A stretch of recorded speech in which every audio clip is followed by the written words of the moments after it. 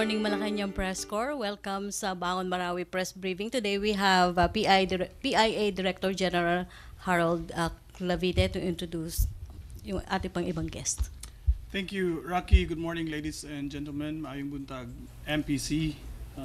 Joining us today for another edition of the Bangon Marawi Press Briefing, our Task Force Bangon Marawi spokesperson, Assistant Secretary Toby Purisima, Mr. Joselito Bernabe, Senior Agriculturist from the Department of, and of course from the Department of Public Works and Highways, Undersecretary Emil Sadain. We start today with an update on livelihood efforts. More internally displaced persons of Marawi City have received training and assistance in farming with the support provided by Go Negosyo Converges through a model farm project located in Barangay Linamon, Ditsaan, Ramain Town, Lanao del Sur. For details of this project, let's watch this video.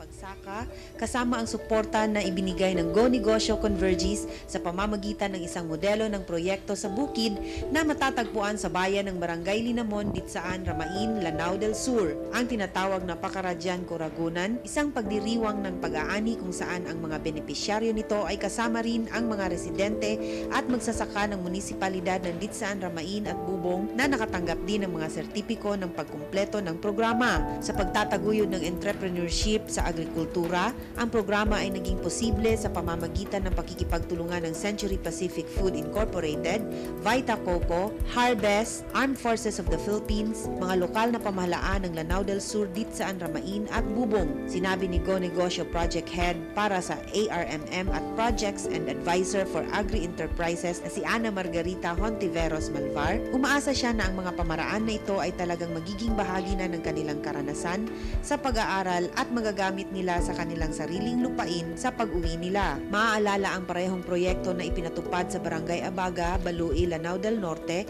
kung saan ang mga IDP ay mga benepisyaryo din. Ang proyektong ito ay binalak din na ipatupad sa ibang munisipyo sa Lanao del Sur. Samantala, ang Department of Agriculture Lanao del Sur ay nangako na susuportahan ang mga proyektong ito sa Ditsaan, Ramain sa pamamagitan ng pagbibigay ng mga benepisyaryo ng mga binhi at mga materyales sa pagtatanim kabilang ang suporta sa technical at marketing. Ayon naman kay Yusuf Ditukalan, isa sa mga benepisyaryo at isang IDP na kasalukuyang naninirahan sa Ditsaan, Ramain, ay hinihimok niya ang kanyang mga kapwa residente na magsaka rin. Nais niya na ang kanyang kapwang Maranao na matuto at mapakinabangan ang proyektong ito sapagkat hindi lamang sila makakakuha ng kita kundi magkakaroon din sila ng isang malusog na pangangatawan. Dagdag pa ni Ditukalan na natutulungan siya ng proyekto na makalimutan ang nangyari sa Marawi. Magpapasalamat ako sa Go Negosyo dahil tinulungan kami nila makalimot sa nangyari sa milyon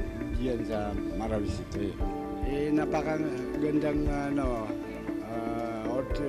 oportunidad na tapos nakuha namin ang pinag-aralan ng trainer sa 4 na taon sa 3 buwan lang. Dahil doon, nagpapasalamat ako sa aming trainer at saka yung nag-sponsor sa kanya dahil Go Negosyo dahil sa suporta nila. Ngayon, pagtapos namin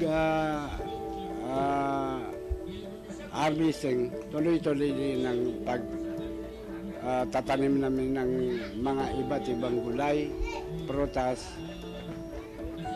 para na ma-improve namin ang aming buhay. Ang isang proyekto sa pagsaka para sa mga nagbalik na residente ng Marawi ay pinasimulan din sa pamamagitan ng isang tagpo ng mga ahensya ng gobyerno tulad ng Kagawaran ng Agrikultura, Kagawaran ng Agrarian Reform, Kagawaran ng Social Welfare at Development, kasama ang United Nations World Food Program at United Nations Food and Agriculture Organization. Para sa Bayan, Sweet Lukman, Philippine Information Agency.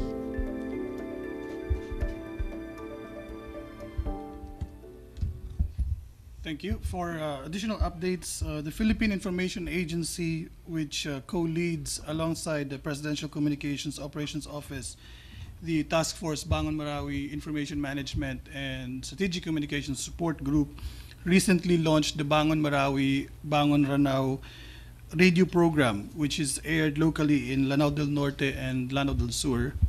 The program is intended to regularly update the public on the rehabilitation and recovery efforts in Marawi.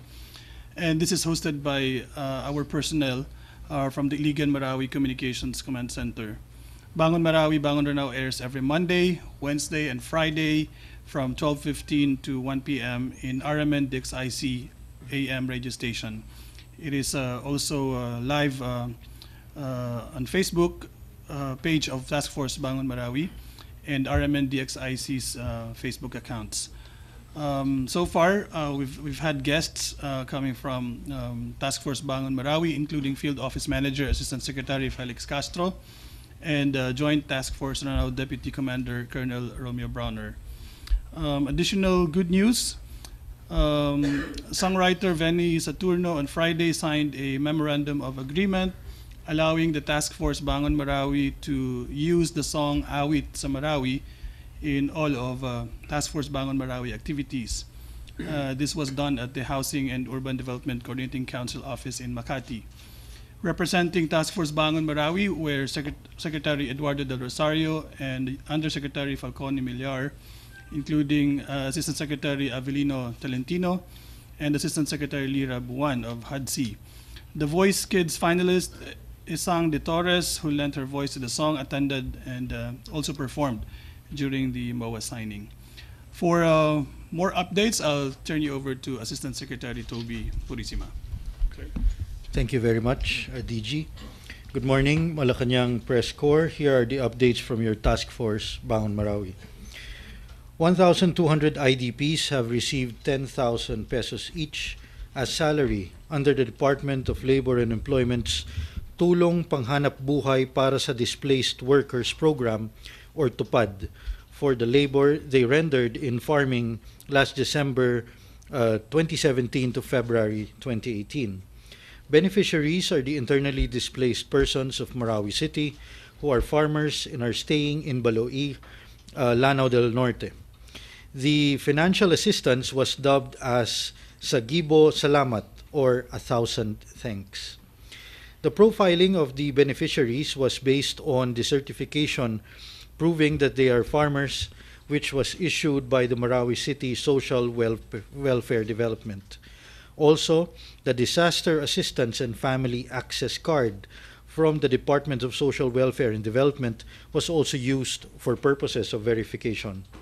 Most of the recipients of the financial assistance are also beneficiaries of Go Negosyo Converges' 3-month intensive farm training, who are now farmers of Agri Model Farm Site 1 in Barangay Abaga, Baloi, Lanao del Norte.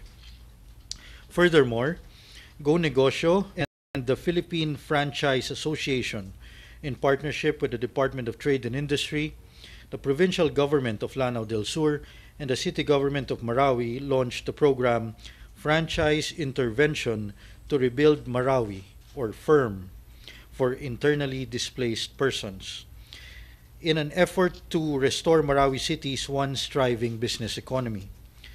FIRM provides franchise and entrepreneurial seminars and offers special franchise investment packages.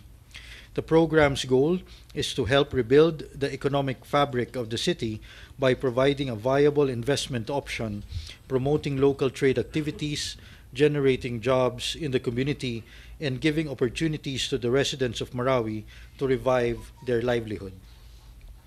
On the topic of relief, we would like to report that from March 2 to March 6, the Office of Civil Defense distributed 610 family packs to IDPs in 10 evacuation centers. This is in addition to the 352 family packs previously distributed in February. Another 290 family packs are scheduled to be distributed to 6 more evacuation centers today. These packs include kitchenwares, sleeping gears, and hygiene kits. On to housing news. The President inaugurated the Bahay Pag-asa Phase 2 in Barangay Mipaga, Marawi City last 28 February. This immediate shelter and accommodation housing complex features 60 single detached houses with individual kitchen, toilet, and bath facilities. Each house measures 23.76 square meters.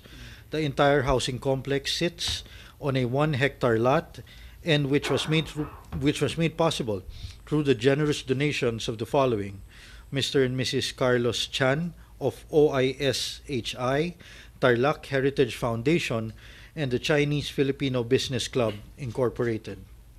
The compound has a deep well, water storage facilities, electric power connections, a community center, a volleyball court, a basketball court, a children's playroom and learning center, parking lots, and a 500 square meter Jardin ng Lunas vegetable and herbal garden to ensure the comfort of the internally displaced people of Marawi City who will call this area home. The Task Force Bangon Marawi Support Group for the Comprehensive Rehabilitation and Recovery Program conducted a spatial analysis workshop last March 1 and 2, attended by representatives from various TFBM agencies and local officials of Marawi City. It aimed to help the task force ensure that the locations of planned infrastructure and the sites to be covered by their proposed programs will consider spatial issues and be sensitive to the Maranao culture. We would also like to report that the Vice President visited Lanao del Sur last March 6. She attended a series of events in the province. Among these were the groundbreaking of Angat Buhay Village in Barangay Sagonsongan, Marawi City, a dialogue with IDP women dressmakers, and a turnover of livelihood subsidies in the Municipal Hall of Sagyanan. Also on March 6, Resolution number 754, allowing the implementation of national government agencies of programs, projects, and activities in the Bangon Marawi Comprehensive Rehabilitation and Recovery Program under the task force, was approved by the Regional Legislative Assembly of ARMM in Cotabato City. The resolution shall hasten the assistance for the IDPs and the rehabilitation and recovery efforts in Marawi City, while the crafting of the Comprehensive Rehabilitation and Recovery Program, or CRRP, is ongoing. On the development of the most affected areas, the process for the selection of the developer for the most affected areas is underway. We are currently at the preliminary evaluation stage. Negotiations would commence next week. Thereafter, original proponent status will be conferred on one of the developers. This will then be subjected to competitive challenge, or what we call as the Swiss challenge. The best bid will serve as the developer for the project. The target date for the groundbreaking is May 2018, while project completion is scheduled on December 2021. We want to assure everyone that we will do this as fast as we can, but we will do it in the right manner and following the right procedures. That is all I have for you today. Thank you. Thank you, Asik Toby. We'd like to give the microphone to Mr. Joselito Bernabe from Department of Agriculture.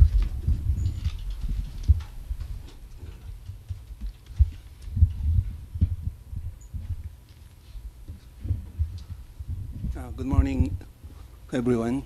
On behalf of USEC Ariel T. Kayanan of Department of Agriculture, I will be presenting to you the updates of the rehab efforts of the DA in relative to Bangon Marawi. Next, please. Next, please. So, these are the highlights of the accomplishments of our brothers and sisters from DAF Arm. They've established 2 new vegetable production sites of 5.6 hectares, serving 700 IDPs in Cabasran, Marawi City, and Maliwanag, Sagyalan, Lanao del Sur. They also conducted the on-site training on organic vegetable production to farmer beneficiaries on Barangay Dalimbayan and communal Sagyaran. They also distributed 160 packets of assorted vegetables and 24 kilograms mung bean. We are also in partners with the UNFAO, so they have distributed around 2,425 bags of certified rice seeds, 2,624 bags of OPB corn seeds, and 5,049 sets of vegetable seeds. Next, please.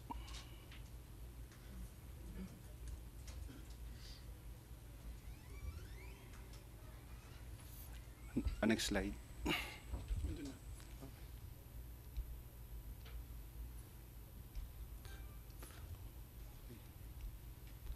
For the VFAR arm, the highlights of accomplishments, they have conducted around 315 technical assistance. These are post-harvest, such as fish smoking, then the construction of fish pots. They've also distributed around 547 units of fishing gears or paraphernalia, 502 units fish pots, 45 units spear guns, and 50 units non-motorized bangka. There's also an ongoing construction of 2 units smokehouse. And these are the pictorials of their actual distribution of fishing gears and units of fish pots.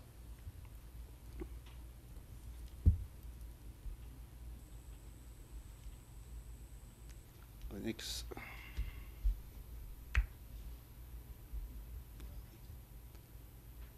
These are the training assistance they have conducted.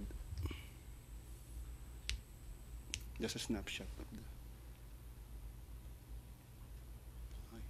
So these are the latest updates from the Department of Agriculture Central Office. We have allocated around 45.89 million worth of production support services, still waiting for the NCA from DBM. We have 30 units of farm tractor for procurement process this year for the Army, agricultural engineering companies. This is in partnership with DND. The MOA, there's no MOA yet, and the guidelines will follow. The DAF arm already distributed around 4,500 bags of OPB wild corn seeds. Then the remaining 6,000 bags will be distributed in time for the March to April planting season. That's all for the Department of Agriculture. Thank you, Mr. Bernabe. We'd like to call on Undersecretary Emil Sadayan from DPWH. Okay, good morning, Malacañang Press Corps. I have actually 2 reports here with me. The subcommittee report on reconstructions and the reconstructions and development plan for the Greater Marawi. But I'll be leaving both electronic files and hard copies with the Press Corps.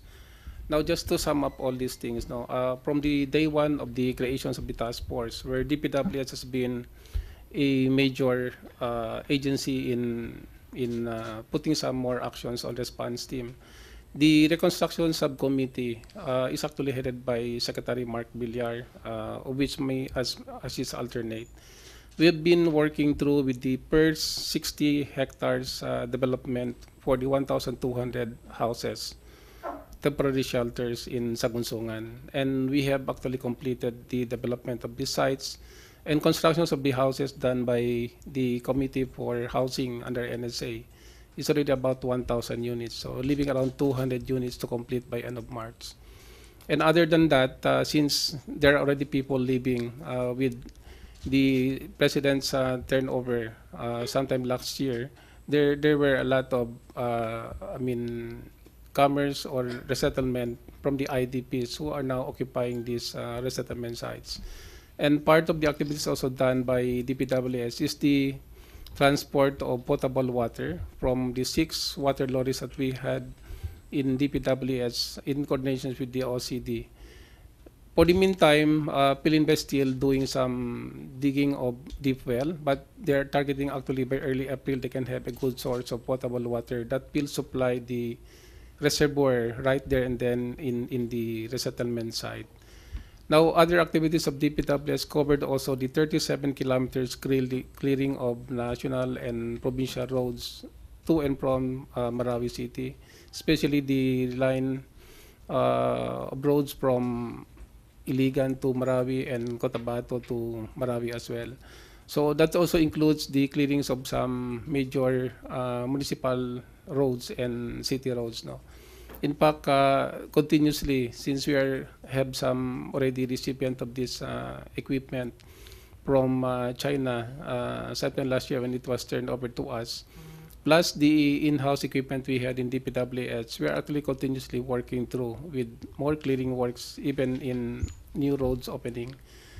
This coming March 15, there'll be another 27 sets of new equipment, but this time this will come from Government of Japan. There's an activity for turnover on March 15, 10 o'clock. I hope the Malacañang Press Corps can be present at that occasion. So this also includes the turnover of about 26 vehicles to the task force by Mitsubishi Company, and a grant from Japanese government also for the UN Habitat program. Now, other than these interventions, DPWH is working through also closely with other financing donors like ADB and JICA to attain a more comprehensive plans of development, because we saw the needs for development plans, not only addressing the post-conflict needs assessment on infrastructure requirements, but also the development plans that would address basically the 72 barangays outside of the 24 barangays covered by the ground zero. Basically, Marawi City has a total of 96 barangays now. The master plan for the private concessionaires for the development of the 24 barangays for ground zero is actually being carried out by the task force. No, of course, DPWH is part of those.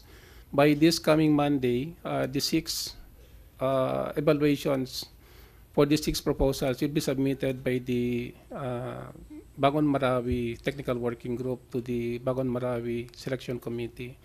And hopefully by April, we can go for publications for bidding for SP's challenge, as mentioned by Topi a while ago.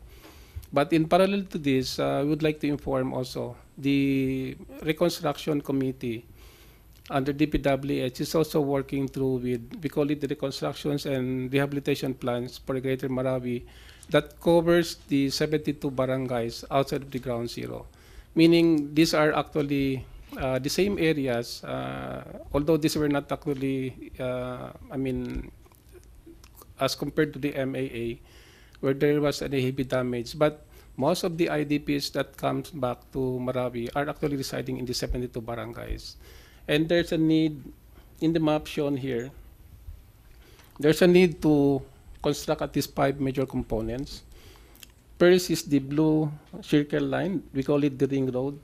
That's actually 19-kilometer stretch, 4 lanes road that would connect from the eastern side of Lake Lanao circumferential roads towards Sagyaran, Piagapo, Marantao, all the way to Marawi City to the west coast sections of the Lake Lanao circumferential roads.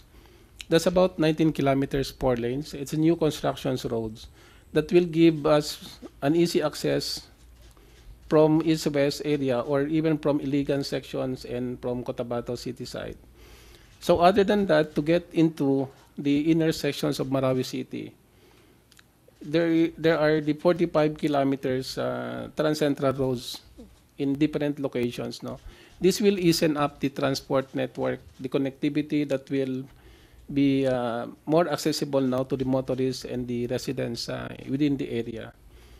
And there's also third component, the water supply system, where we need to rehab and expand to include the 35 barangays of the 72 towns, 72 barangays within outside of the ground zero.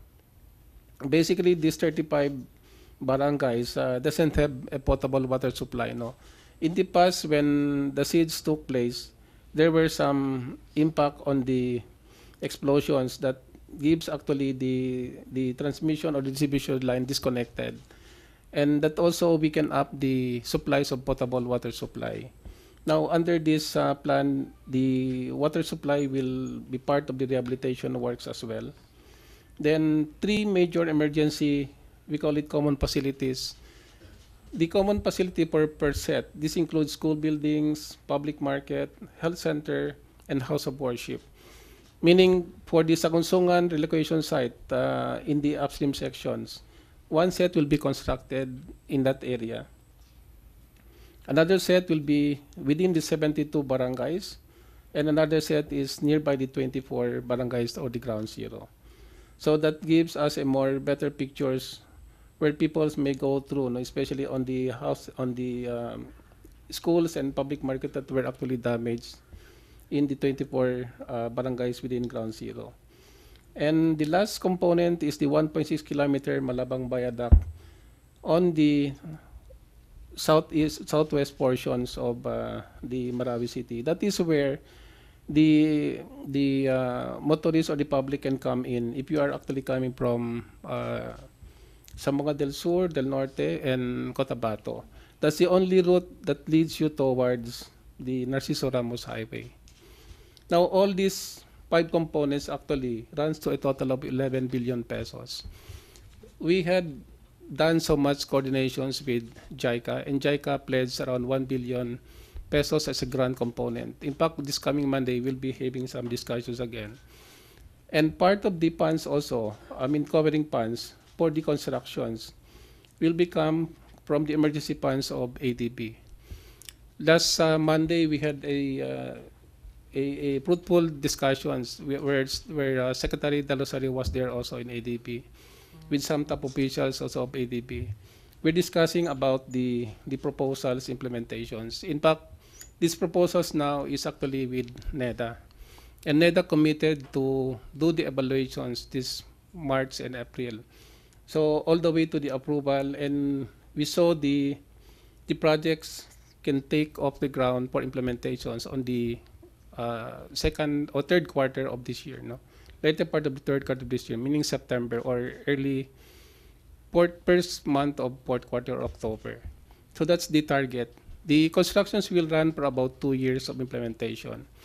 So in the implementation here, you could see the difficulty there is actually on the right of way, especially on the ring road for 4 lanes. But we had also a good discussions with the 4 towns, particularly the mayors of Sagaran, Piagapo, Marantao, and even Mayor Gandambra of Marawi City. Basically, about 80% of the ring road actually is under military reservation areas.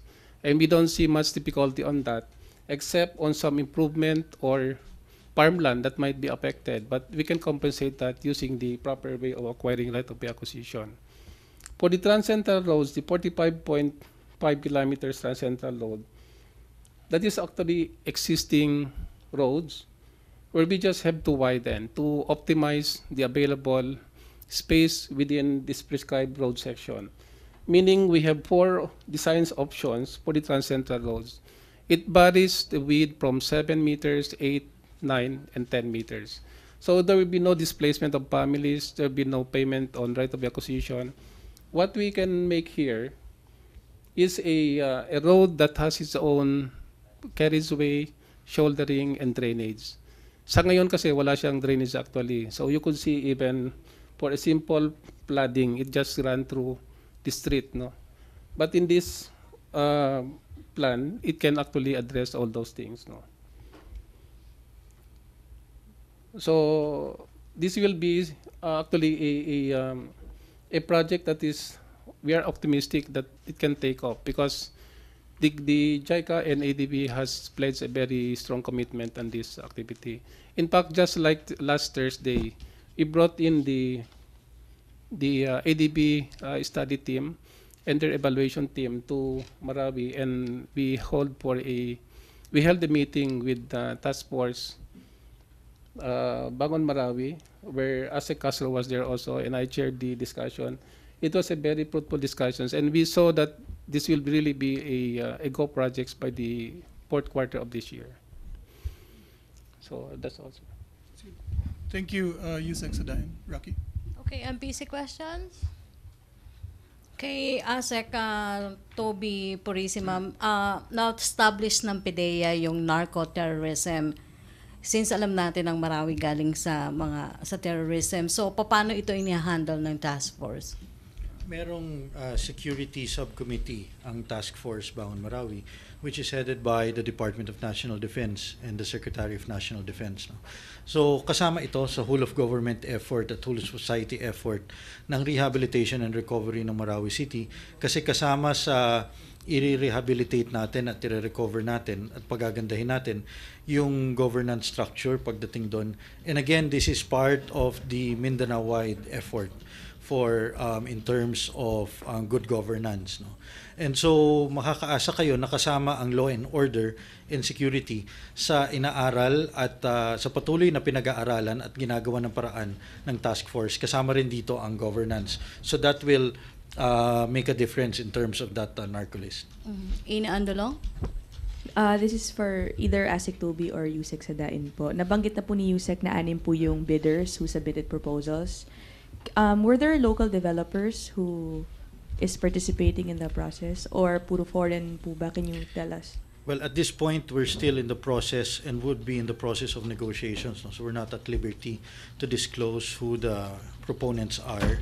And in any case, whatever happens to after the negotiation phase, pagkatapos kasi ng negotiations, magbibigyan kung sino man yung developer na mapipili at this early stage, bibigyan siya ng original proponent status or OPS. Pero hindi ibig sabihin na siya na ang panalo, na siya na talaga ang developer. Doon pa lang gagawin yung Swiss challenge na tinatawag natin. So kung sino man yung mapili na OPS or sabihin natin OPS developer, no, i-challenge siya ng anyone and including even the others that submitted. So maski yung mga unang nag-submit, pwede ring i-challenge yung original proponent status. And that is the beauty of the Swiss challenge, because malalaman talaga natin kung ano yung optimal bid, kung ano yung optimal specs na pwedeng gawin itong mga developers na ito, at para mapili ng task force ang pinakamagandang solusyon, pinakamagandang project proposal para dito. At maraming agencies ang involved dito, hindi lamang ang HUD-C ang involved dito sa pagpili nitong proponent, no. Kasama rin natin dito, to name a few, no. To name a few, kasama natin dito ang BCDA, kasama natin ang NHA, DOF, NEDA, PPP Center, DPWH, DNR, DILG, OCD, MINDA, Marawi City LGU, and Lanao del Sur Provincial Office. So marami tayong agencies involved. Gusto nating itong gawin sa isang mabilis na sa mabilis na panahon, ngunit gagawin rin natin ito ng tama. So makakaasa kayo na once we're at liberty to disclose more details, we will do so. But due to the nature of the negotiations, we cannot do so at this point. Sir, can you just give us na lang po an idea on the extent of the development to be handled by the this lone developer that will be chosen in the end? The main affected, the most affected areas, previously known as the main battle area, no? This is composed basically of 24 barangays and is composed of around 200 to 250 square meters. So ito yung ide-develop nitong developer na ito, at maraming require doon sa magiging developer, no. Kaya masusi talagang pinag-aaralan itong mga proposals nila. Ano po yung the least na requirements? There are 15 requirements. I don't have them now, but we will give you copies of those minimum requirements to be developed by that developer. Okay, questions? Laila Salaveria? For ASEC Prisima, sir, earlier officials said that the groundbreaking for the reconstruction will begin in April, and now you said it will begin in May. So what's the reason for the delay? Actually na on target pa naman tayo, because the initial timetable was late April to early May. So pasok pa naman yan. Dahil syempre nire-review natin yung mga papel, yung mga sinubmit ng ating proponents. Kung medyo natagalan yung pag-review dahil lamang gusto natin maging masusi yung ating pag-review, no. So we're still on target. Wala pa naman masasabing significant delay, no. Gusto lang siguraduhin ng technical working group at ng selection committee na tama yung prosesong ginagamit at tama yung pag-review nitong proposals na ito. Kung tutuusin nga, parang nakasekond na nga ang mga various government officials at staff no sa task force dahil araw-araw nagmi-meeting, araw-araw nag-uusap, araw-araw nag-evaluate ang technical working group at yung selection committee. Kaya halos ito na talaga yung ginagawa ng ating mga officials, no. I'm also participating in that technical working group, no. So we're ensuring that we review all the documents properly. Thank you. Okay, questions? Pia Gutierrez. Kay Yusek Sadain po. Sir, dun sa meeting ninyo with JICA and EDB, meron po ba sila mga recommendations, particularly sa pagbuo po ng Comprehensive Development Plan ng Marawi? Yeah. Basically, what they really wanted is it should be actually a project that is really needed for the Task Force Bangon Marawi program. And the proposal actually is geared towards inclusive economic growth for Marawi City, and it also give an advocacy for the advocates roles of the infrastructure development towards creating a new economic centers. No, meaning it's not only the 24 barangays or the MAA that is the subject of development, but also the neighboring barangays within Marawi City. So it creates a new economic hub within the 72 barangays, and it's adjoining periphery towns like Sagaran, Pegapo, and Marantao. So the equipment also, as they will be pledging for turnover this March 15, will augment actually the construction equipment fleet that we had with DPWH. So eventually this can cover even the equipment clearing operations within the MAA area. In fact, the Armed Forces of the Philippines, while they are actually working for the clearance of the IED, some equipment also from DPWS and from this grant are actually being used. And also, sir, yung 1 billion pledge ng JICA, is it in dollars or pesos, sir? Yeah, that's in pesos, ma'am.